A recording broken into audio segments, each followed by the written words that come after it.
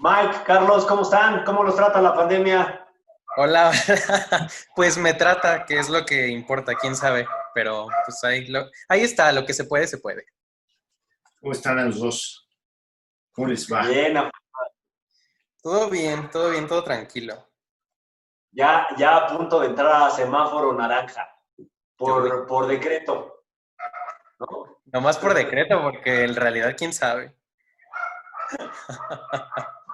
Dale. Oigan, pues amigas, amigos, nos quedamos la sesión anterior revisando la trilogía de Batman de Christopher Nolan, concretamente la de Dark Knight y la de Dark Knight Rises.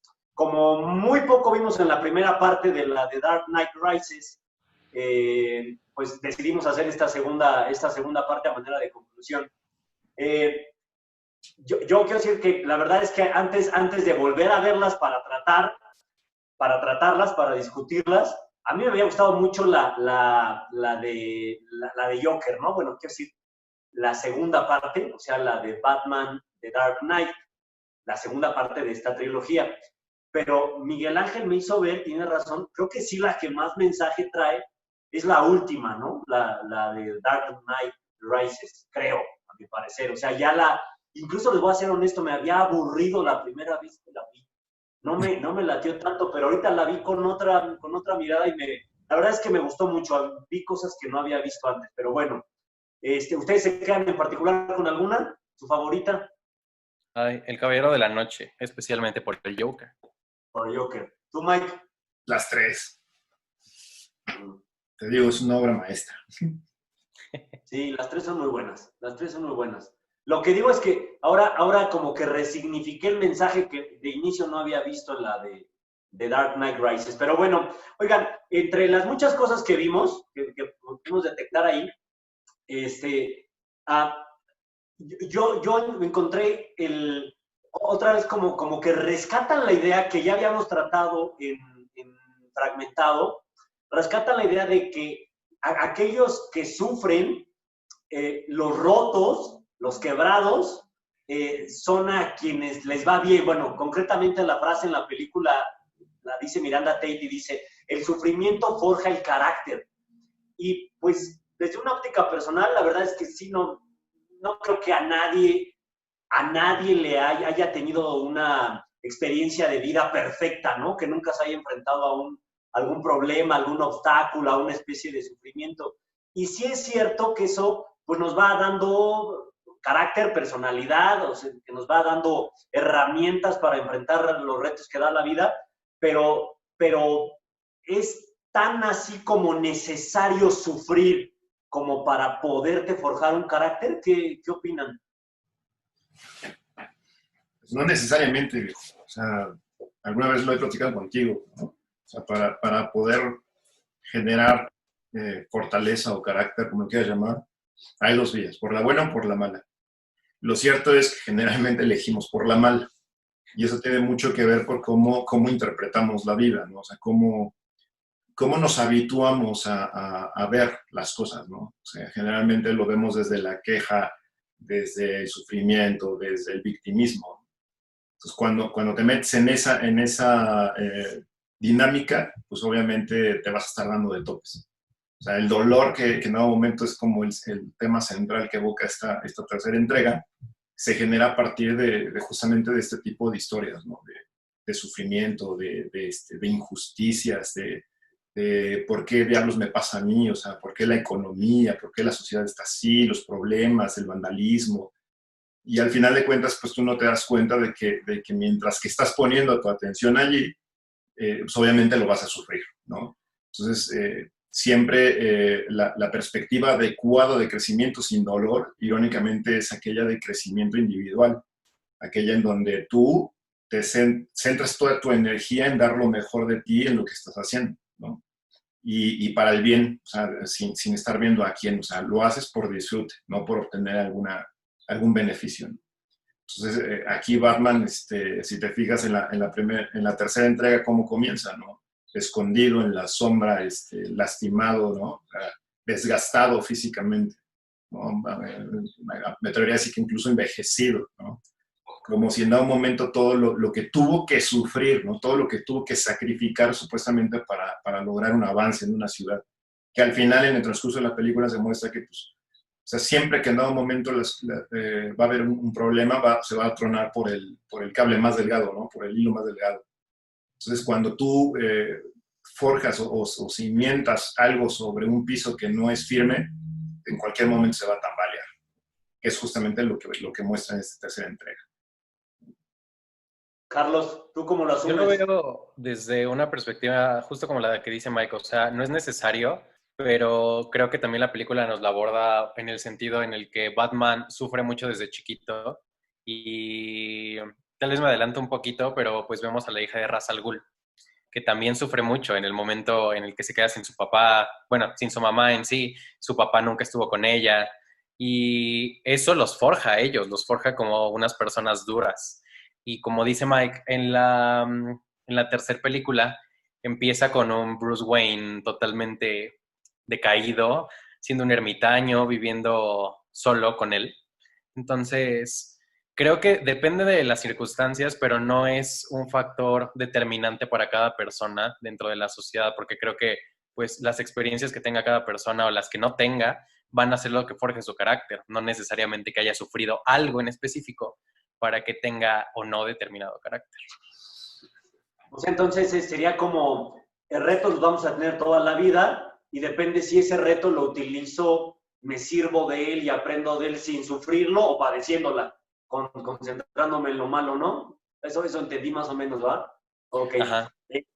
Luego, estábamos platicando antes, les digo en los 5 minutos previos a esto de coacheo, que el punto acá en esta tercera es, nos contaba Miguel Ángel, no tanto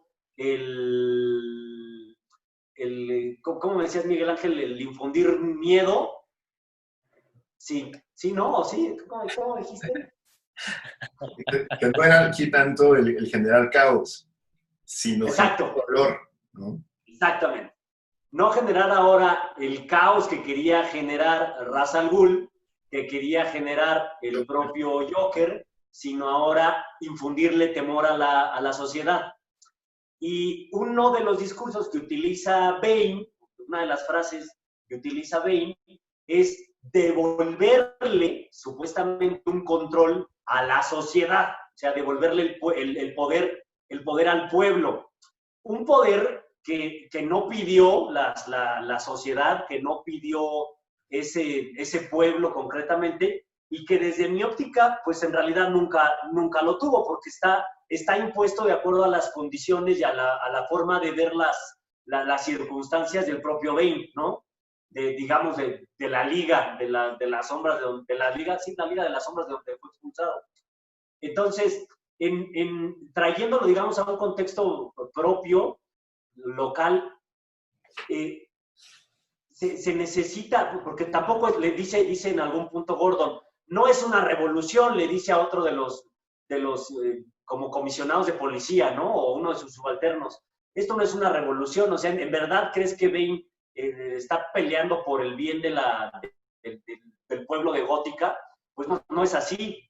Entonces, ¿creen que una revolución o que alguien venga y nos diga, derroqué a este gobierno que no me gusta, derroqué a este sistema, estas instituciones que no sirven, que no funcionan, es el camino para, digamos, el desgobierno o el autogobierno? El autogobierno me refiero por las propias personas de ciudadanos, por ahí por donde debemos transitar. Híjole, fíjate que hay aquí varias aristas que podemos abordar. Yo creo que la más importante es, primero, darnos cuenta de que cuando alguien viene a decirte que va a poder cambiar las cosas, que él sí sabe cambiar las cosas, y no te dice cómo, o cuando te dice cómo, te lo dice a través de mentiras, y tú te las crees, no las cuestionas, en realidad no tiene el problema el que dice la mentira, sino el que tiene el problema es el que no cuestiona, ¿no? O sea, aquí lo que te muestra justamente, por eso te decía que es un transitar, en lugar de generar caos, va a generar dolor. Es una especie de venganza.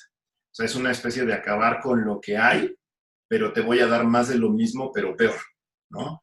Es decir, más un tema dictatorial, es más un tema de imposición, es un tema de total manipulación, ¿no? Entonces, aquí lo que te muestra justamente es cuando en dado momento tú te mueves por la venganza o desde el momento en que sabes que tú tienes la razón y no hay lugar a discusión o a diálogo, pues el resultado es exactamente lo mismo. O sea, quieres terminar la corrupción con más corrupción y pues al final de cuentas la corrupción es lo único que se mantiene, ¿no? Pero en índices mucho más elevados quizá, ¿no? Entonces, aquí el punto de partida es, y es yo creo que es lo que deja Batman. Batman al final empieza en un camino de sufrimiento, como lo decía Carlos, ¿no? O sea, desde un panorama muy, muy trágico, pierde a sus padres, cobra una especie de sed de venganza, se pierde, pero al final de cuentas en el camino se va encontrando, ¿no? Hasta que en un momento se va dando cuenta de que se atreve simplemente a imponer una nueva idea a través de una máscara, de nuevas formas de hacer las cosas, que ese es en realidad el legado que deja Batman, ¿no? Introducir una manera nueva de ver las cosas y de hacerlas, que va más fuera del diálogo a la acción, ¿no? Acá era más por el tema del diálogo, o sea, pero la verdad estaba oculta atrás de eso, ¿no? Cuando dices lo del estadio, Bane anuncia lo de la bomba y le dice que el detonador lo va a tener un ciudadano cualquiera, y el detonador al final no lo tiene un ciudadano cualquiera, sino lo tiene la chica que en realidad era la hija de Ra's al Ghul y que es la que tenía la sed de venganza, ¿no? El cumplir supuestamente el objetivo de su padre, por el cual fue asesinado por Batman, ¿no? Entonces, ese es el tema de la mentira, ¿no? Una demagogia, al final de cuentas, ¿no? Carlos. También lo puedes ver desde el punto de vista en el que, como decías tú, se supone que le dan el poder y le otorgan todo lo que antes hacía la ley o una institución ahora a los ciudadanos, y los ciudadanos resultan pues más sádicos de alguna manera porque se entiende y ellos te lo dan a entender. Los de abajo son los que están sufriendo y de hecho Selina en un momento se lo dice a Batman. Cuando Batman regresa a la ciudad a salvarla, le dice, tú no sabes, pero los de abajo siguen sufriendo y aquí las cosas están peor. Pero también aborda eso, los de abajo estamos sufriendo y ahora la venganza que estamos viendo desde este lado, le estamos viendo porque todo lo que sufrimos, ahora ustedes lo van a sufrir porque ustedes estaban en el lado que jamás sufrieron y jamás tuvieron las peripecias o lo que haya sido que nosotros teníamos. Entonces, pues vemos lo del exilio, que a mí me daba mucha risa la escena de ¿qué quieres, muerte o exilio? Y creo que es Gordon el que le dice exilio y le dice, perfecto, entonces te vas por exilio, pero en el momento en el que tienes que cruzar el río, te vas a morir, porque te vas a congelar. Entonces es lo mismo, y es el mismo poder el que se le transfiere, pero de una manera sádica. Y el pueblo lo está viendo desde esa manera porque justamente Bane, que era el que tenía toda esta ideología y vamos a liberar a todas las personas que la ley de Harvey Dent hizo que se quedaran dentro de una penitenciaria, y ya que se liberan, entonces ahora ustedes van a sufrir lo que el bueno nos hizo hacer, y más bien lo que nos hizo sufrir. Y después es cuando Bane están en el estadio de fútbol y saca la carta que tiene Gordon, que él iba a leer cuando inicia la película, casi, pero que se arrepiente. Entonces dice, si se supone que una ley se había establecido a partir de un ciudadano ejemplo para Ciudad Gótica, ¿por qué entonces el jefe de policía tiene esto? Entonces creo que de ahí también se abordan muchísimas cosas en las que Bane tiene una ideología y hace que los que están abajo la sigan. Sí, se los preguntaba porque, digo, desde mi punto de vista, pues digamos en México y en pues, una muy buena parte del mundo, por lo menos occidental, tenemos sistemas democráticos, ¿no? Donde se han construido a lo largo de cientos de años las instituciones y los sistemas que hoy nos rigen, no es ocurrencia de uno ni de otro, ¿no? Entonces, podemos o no estar de acuerdo con determinados gobiernos, con determinadas ideologías, con formas de hacer las cosas, pero pues al final creo que es el camino más certero para dar estabilidad, ¿no? Para salir adelante, para que caminemos. No creo que el desgobierno, que alguien llegue, como dicen ustedes, ¿no? Alguien llega y me diga, pues más bien ni siquiera, como decías Miguel Ángel, el tema del diálogo, ni siquiera es diálogo, sino un monólogo, imponerte una nueva forma de hacer las cosas, sin conocer en qué consiste precisamente esa nueva forma, ni a quién va a beneficiar o cuál es la verdadera razón que subyace detrás de, ¿no? Eso por un lado. Y por el otro, lo que decía Miguel Ángel es, o Carlos, perdóname, ¿qué tan válido es, digamos, que a partir de una mentira se estatuya, se construya, se sustente la esperanza de algo o la esperanza de alguien? Me refiero a lo que acabas de mencionar. Cuando inicia la película, bueno, ya sabemos en la anterior parte, cuando muere Harvey Dent, crean la mentira de que Batman fue el culpable, ¿no? Y Harvey Dent muere como un héroe. Para que Gótica no pierda la esperanza, que confabulados, Gordon y Batman, Bruce Wayne, crean esta mentira por un bienestar superior, se supone. ¿Es válido mentir en condiciones así? O sea, ¿les parece? Porque yo no sé también si, como lo que abordamos hace una o dos sesiones en tema de corrupción, les decía que es algo como muy parte de la naturaleza humana, ¿no? En algún momento todos hemos cometido actos de corrupción, chiquitos o grandotes, pero todos los hemos cometido. En algún momento todos hemos mentido, mentiras chiquitas o grandotas o con consecuencias graves o no tan graves, pero mentiras al fin y al cabo. Entonces, ¿cómo lo ven? No sé, Carlos, pero en lo personal yo creo que las mentiras jamás van a ser un método eficaz para sustentar una realidad, digamos así, entre comillas, ¿no? Porque la verdad es que algo que he aprendido en todos estos años es que no hay manera de que puedas mentir. O sea, no hay manera. Siempre la verdad va a salir. Entonces, y justamente es lo que muestra, ¿no? O sea, siempre, tú no sabes ni cómo, pero tarde o temprano la verdad siempre va a relucir, y eso le va a venir a dar al traste a todo lo que supuestamente se habrá construido sobre esa mentira, ¿no? O sea, yo creo que justamente lo que muestra ahí es más bien aceptar tu realidad, o sea, tomar la parte del papel que te corresponde, ¿no? O sea, asumir la responsabilidad. Tanto hemos platicado en muchas ocasiones del tema de la responsabilidad, que justamente es el tema, ¿no? Asumir la responsabilidad. Si te fijas la diferencia entre esta película y las anteriores, al final esta película se resuelve cuando en dado momento todos salen a las calles, ¿no? Y ojo, no estoy hablando de un movimiento revolucionario, mucho menos. Lo que estoy diciendo es cuando de alguna manera cada quien toma la responsabilidad y pone su granito de arena.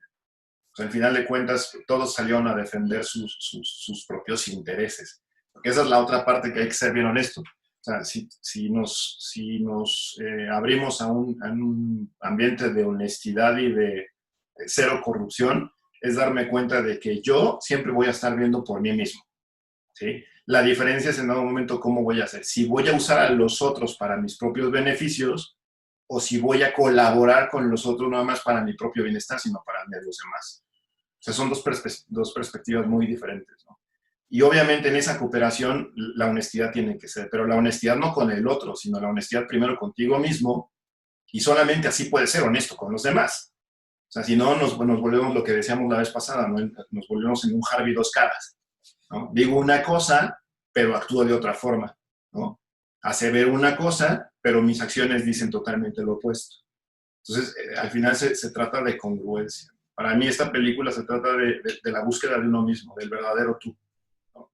De la congruencia, de la integridad, ¿no? Entonces, cuando abrazas tanto tus luces como tus sombras, solamente así es como podrías en un momento cimentar. Y si te fijas, no es cimentar una sociedad, es cimentar la base sobre la cual es la suma de todas las partes va a ser la sociedad. O sea, al final de cuentas aquí siempre ponemos la atención en lo macro, pero habría que volver a ver lo micro, porque lo macro viene de lo que está abajo, que generalmente es la familia, ¿no? Entonces aquí, de antemano, pues, lo que vas a ver justamente es esto. O sea, la honestidad tiene que venir desde casa, ¿no? Y cuando digo desde casa, me refiero básicamente desde uno mismo y desde uno mismo en la familia, ¿no?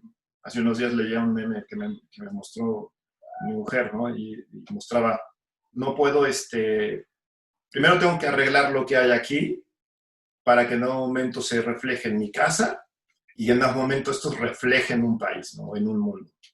Y así está el cual, ¿no?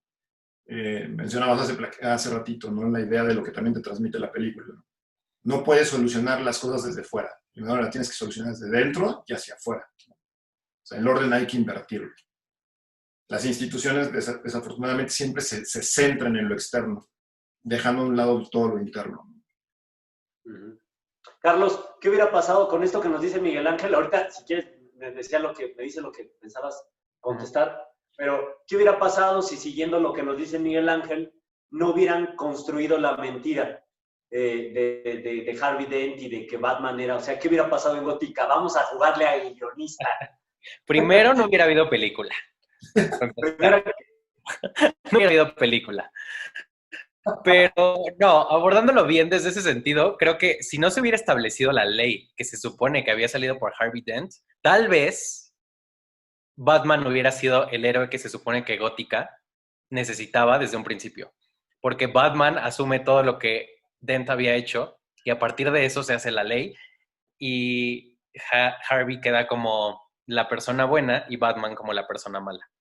Entonces, creo que si no se hubiera hecho la ley, no hubieran pasado muchas cosas como lo de la penitenciaría, chance no hubiera llegado Bane, hubieran pasado muchas cosas que, pues, o sea, se hubiera quedado casi en una película sosa, si lo vemos así, pero, pues no, o sea, la mentira sobre la que se construye, justo como decía Mike, va a salir a la luz, y salió a la luz en un momento muy inoportuno y por una persona a la que todos iban a escuchar, porque todos le tenían.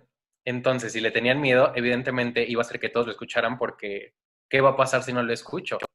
Entonces, pues justo sobre eso sale la mentira.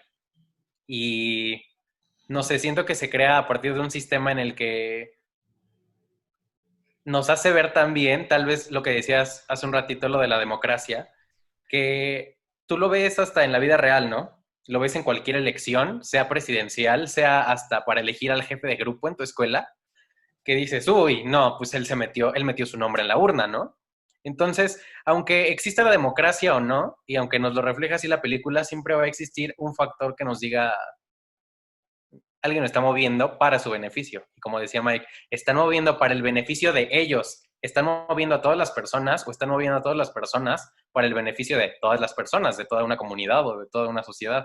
Entonces, pues, la verdad siempre va a salir a la luz. Entonces, creo que desde el momento en el que decidieron crear una ley basado en las mentiras de Harvey Dent, pues todo se vino abajo, sin que ellos lo supieran.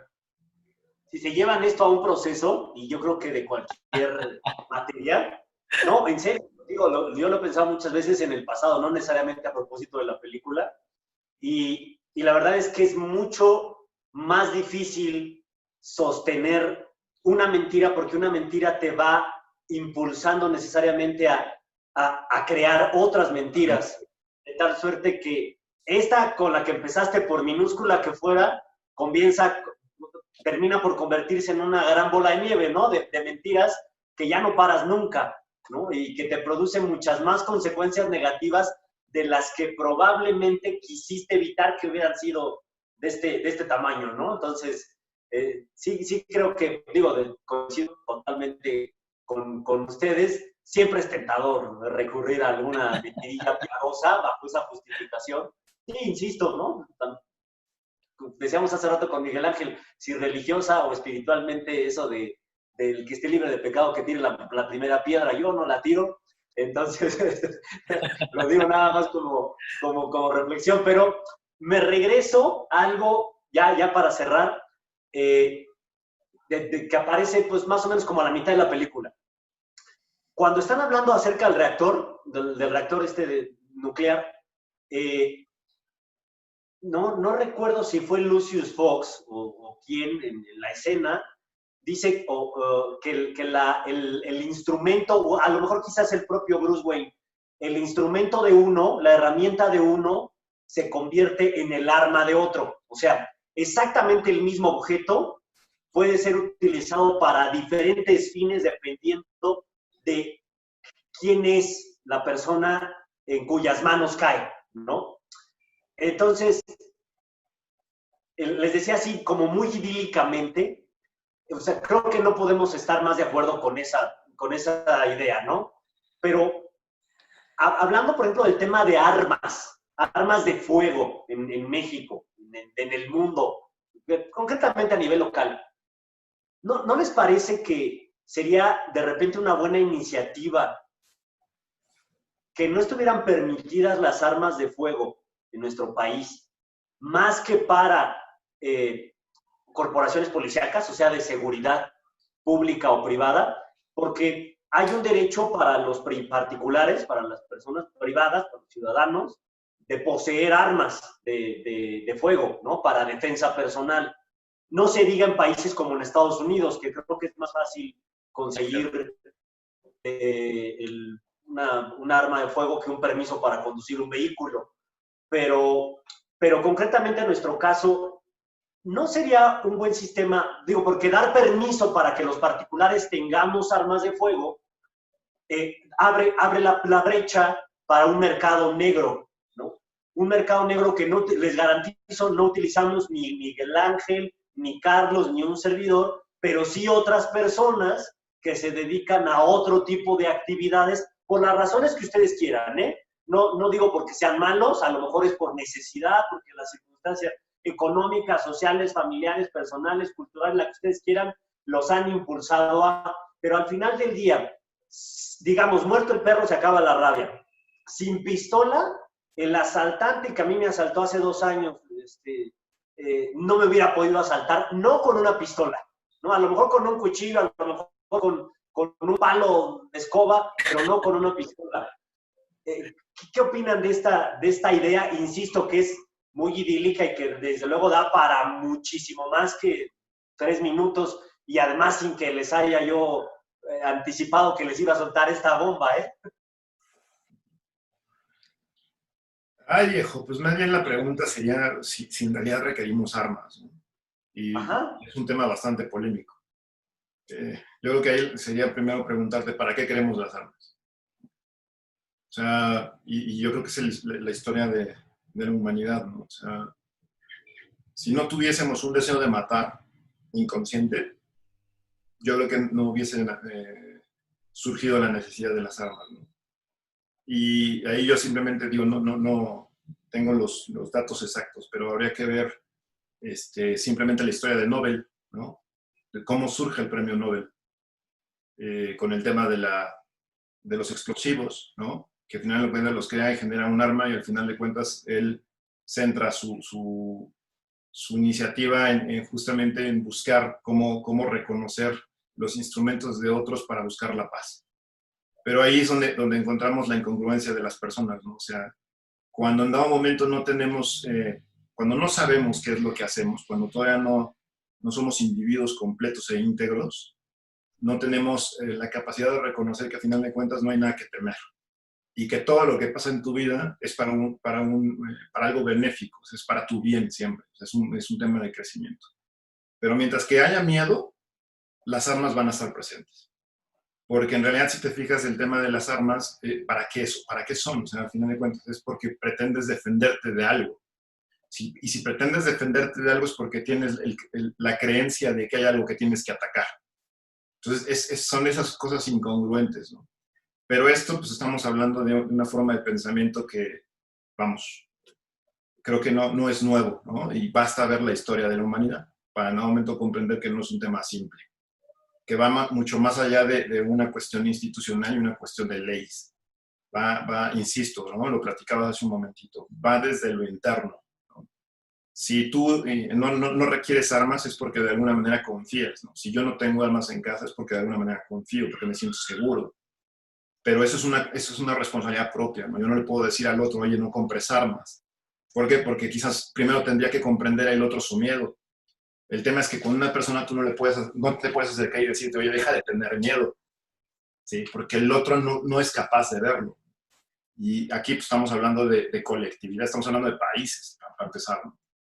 Entonces, en donde tú encuentras países que quieren tener el control de armas y solamente ellos argumentan porque son los que tienen la capacidad y la conciencia para determinar en qué momento usarlas, pues habría que ver si en realidad tienen esa conciencia en el simple hecho de mantener el control de las armas. Es un tema, yo creo que bastante complicado. Y diríamos que de ese mismo tamaño es el miedo que tienen, entonces, siguiendo esa Así lógica, ¿no? Así es. Carlos, ¿cómo lo ves? Y es el miedo también, justo como lo dice Mike, de la sociedad y una sociedad en sí, porque nosotros, el referente más cercano que tenemos es Estados Unidos con el arma. O sea, porque te puedo apostar y les puedo apostar que, no sé, 2 de cada 10 personas sabrán que en México se puede tener arma. Pero si tú le preguntas a una persona, inmediatamente va a voltear a ver a Estados Unidos. Le va a decir, no, pues es que en Estados Unidos se puede tener arma. Pero también lo podemos ver en el sentido en el que la sociedad y cómo se está desempeñando la misma. O sea, vemos que Estados Unidos es un país de primer mundo y también Suiza es un país de primer mundo y ambos tienen permisos para las armas. Sin embargo, ¿cuál es el país que tiene más tiroteos al año?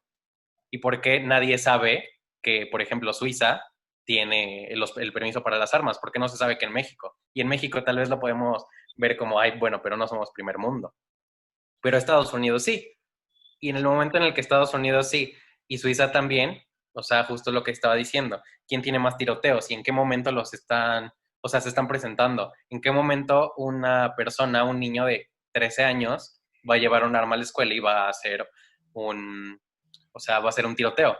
¿Y en qué momento, si lo vemos así, en qué momento va a pasar eso en Suiza? Y si nos imaginamos a Suiza, como también lo vemos como hacia arriba, hacia el primer mundo, nadie va a imaginar nunca en Suiza que haya un tiroteo por un niño de 13 años. Entonces, creo que en sí las armas no son necesarias en el momento en el que una institución o, por ejemplo, un gobierno provee los instrumentos necesarios para que la gente no diga, pues, ¿y yo para qué tengo que acceder a eso? Porque si accedo a eso es porque a mí me falta algo y eso que a mí me falta es seguridad. Y justo como lo decía Mike, ¿en qué momento voy a utilizar esa arma y en qué momento no? Pero siento que eso también viene desde una institución que no provee la esperanza, volviendo un poco a lo que decíamos, la esperanza y de seguridad necesaria para que el individuo viva plenamente. Y por eso quiere o busca acceder a ese, pues a ese recurso. Muy bien, gracias. Oye, para finalizar, porque me parece súper importante este tema. Cuando colocan los explosivos debajo de Gótica, sale en una breve escena, me parece que el presidente de los Estados Unidos, y le dice, se dirige en un discurso al pueblo de Gótica y les dice, no, no los vamos a abandonar, ¿no? Gótica no están solos. Y van en una patrulla, Blake con Jim Gordon, y Blake le pregunta a Gordon, ¿qué significa eso? Y Gordon le dice, pues que estamos fregados, ¿no? O sea, que nosotros nos vamos a tener que rascar con nuestras propias uñas, que nosotros nos tenemos que hacer cargo del problema. Y lo traigo a colación por lo que acaba de decir Miguel Ángel. Tú no le puedes decir a Carlos, no tengas miedo, porque es algo que depende de Carlos, tener o dejar de sentir miedo. Entonces, los problemas, por mucho que alguien venga y nos aconseje y trate de ayudarnos, al final son una cuestión micro, como dijo Miguel Ángel hace rato, ¿no? Como estrictamente personal. O sea, los problemas los tenemos que resolver sí o sí nosotros mismos. ¿Es así, Miguel Ángel? Digo, en mi perspectiva, ¿no? O sea, lo que he aprendido. Y al final de cuentas, fíjate, si te fijas, uno de los grandes problemas que tenemos es nuestra dependencia. ¿Sí? Y la dependencia va desde el discurso, ¿no? Ahorita que escuchaba a Carlos, pareciera que una sociedad está a expensas, o sea, que su crecimiento, que su estabilidad, que su seguridad está a expensas de lo que otro haga. En este caso, este otro es el Estado, ¿no? Las autoridades, las instituciones. Pero es absurdo, o sea, ¿cómo puede ser que mi seguridad personal, económica, social, familiar, la que quieras, dependa de alguien que ni me conoce? ¿Sí? Es que tú votaste por él, sí, pero no me conoce, o sea, no hay manera de, ¿sí? Y aunque me conociera, o sea, y aquí bajémonos un poquito, nuestros padres, ¿no? O en mi caso, yo con mi hija, ¿no? ¿Cómo yo puedo garantizarle seguridad a mi hija? Lo único que puedo hacer es trabajar en mi propia seguridad, en mi propia estabilidad, en cualquiera de los niveles que sea, para mostrarle a ella que no hay nada que temer, que en un momento ella pueda, ¿no? Pero si te fijas, es una inversión de pensamiento. Y esto, así como lo digo, no es comprensible. Para muchos va a sonar absurdo, ¿no? Ni modo, o sea, lo único que tenemos que darnos cuenta es que lo hemos intentado, siempre de la misma forma, ¿no? Cada 6 años, cada 3 años, cada legislación o cada reforma de una nueva ley, una nueva constitución, y lo seguimos intentando y no funciona. Entonces, algo significa que algo está mal, o sea, estamos mirando hacia un lado que no va por ahí, ¿no? Entonces, Batman, al final de cuentas, esta tercera entrega lo muestra, o sea, no es tratar de preocuparte por el total, preocúpate por ti, mira por tu vida, ten una vida feliz, plena, ¿no? Vive. Y a final de cuentas, así quizás las cosas puedan empezar a mejorar. Obviamente no lo vas a ver de la noche a la mañana, porque ¿cuántos años llevamos así?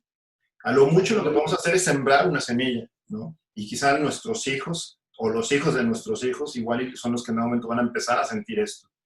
Pero el cambio tiene que venir de una forma muy diferente, ¿no? No puede ser que sigamos en la misma. Como el perro que persigue su propia cola.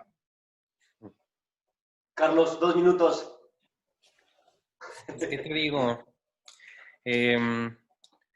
Creo que también lo que Batman deja en esta película, o sea, ya vimos que la primera nos deja como cómo es que una persona se puede convertir en algo. La segunda es cómo alguien más puede venir a desestabilizar a esa persona.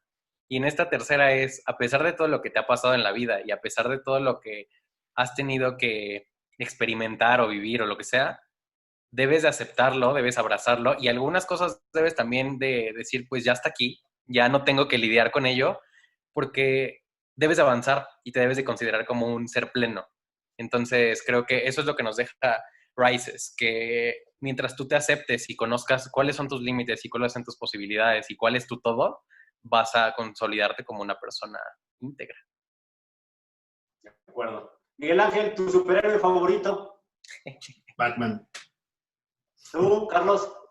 El Joker, aunque no es superhéroe, pero Batman, evidentemente. ¿Tenías con Joker? Yo también con Batman. Es que ayer vi en el Universal una reseña de datos curiosos de Superman y les contesté, pues con todo y todo yo me sigo quedando con Batman desde niño, entonces tenía curiosidad por preguntarles a ustedes a ver cuál era su superhéroe favorito. ¿Tú por qué razón con Batman, Mike? Porque demuestra justamente el complemento, ¿no? O sea, de hecho yo creo que cuando digo Batman, lo decía en la última, o sea, Batman es el complemento del Joker y Joker es el complemento de Batman, ¿no? De alguna manera la conjugación de los dos te muestra quizás hacia dónde, ¿no? Y ojo, o sea, esto lo digo sin el tema de si son sociópatas, psicópatas, no. Lo digo con el tema de, a final de cuentas, de mirar por tu crecimiento y hacerte responsable. Y Batman es el que lo muestra, porque el Joker no lo logra. O sea, Joker no se hizo responsable de sí mismo. Batman al final lo logra, ¿no? Entonces lo único que te muestra es justamente lo que yo creo que todos buscamos. ¿Quién diablos soy?